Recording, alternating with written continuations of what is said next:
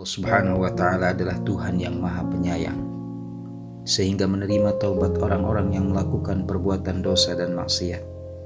Secara garis besar, semua bentuk dosa dan maksiat akan diampuni oleh Allah Subhanahu wa Ta'ala selama memenuhi 4 syarat, yaitu berhenti dari perbuatan tersebut, menyesali sungguh-sungguh perbuatan yang telah dilakukan, tidak akan mengulanginya pada masa yang akan datang, dan menggantinya dengan amal soleh.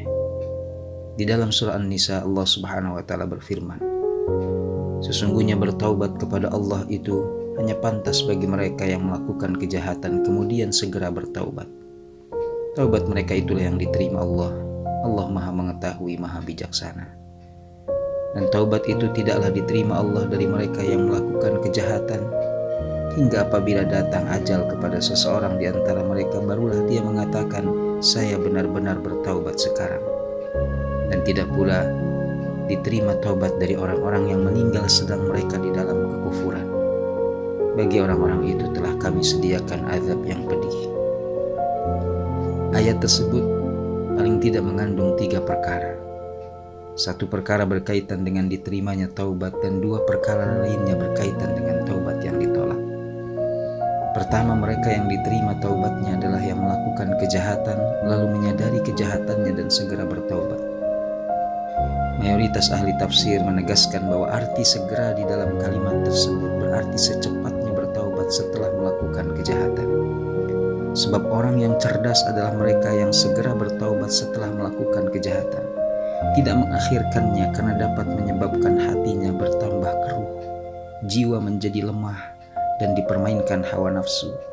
Di samping setiap orang tidak mengetahui kapan ajalnya tiba. Yang kedua, Allah Subhanahu wa Ta'ala tidak menerima taubat seorang hamba yang melakukan kejahatan lalu kemudian dia bertaubat menjelang ajal tiba.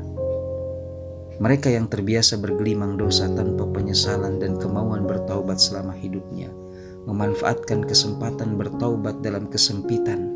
Namun Allah Subhanahu wa Ta'ala menolaknya dengan alasan taubatnya dilakukan dalam kondisi darurat, bukan dalam kondisi normal dan banyak pilihan. Allah Subhanahu wa Ta'ala mengulang beberapa kali firman-Nya dalam kasus tersebut, salah satunya berkaitan dengan Fir'aun. Ketika Fir'aun hampir tenggelam, dia berkata, aku percaya bahwa tidak ada Tuhan selain Tuhan yang dipercayai oleh Bani Israel, dan aku termasuk orang-orang yang berserah diri. Ketiga, mereka yang tidak diterima taubatnya adalah orang-orang yang telah mati dalam kekufuran atau tidak membawa keimanan. Hal tersebut karena kematian berarti penutupan pintu harapan perbaikan, di samping kekufuran berarti peniadaan eksistensi Allah Subhanahu wa Ta'ala. Dalam ayat tentang kekufuran, Allah berfirman, sungguh Allah tidak akan mengampuni dosa syirik, dan Dia mengampuni dosa selain itu bagi siapa yang Dia kehendaki. Maka selagi Allah Subhanahu wa Ta'ala masih memberikan umur dan kesehatan, hendaknya seorang mukmin menyegerakan diri menuju ampunan Allah dengan bertaubat dan meminta maaf kepada sesama sebelum pintu taubat benar-benar tertutup baginya.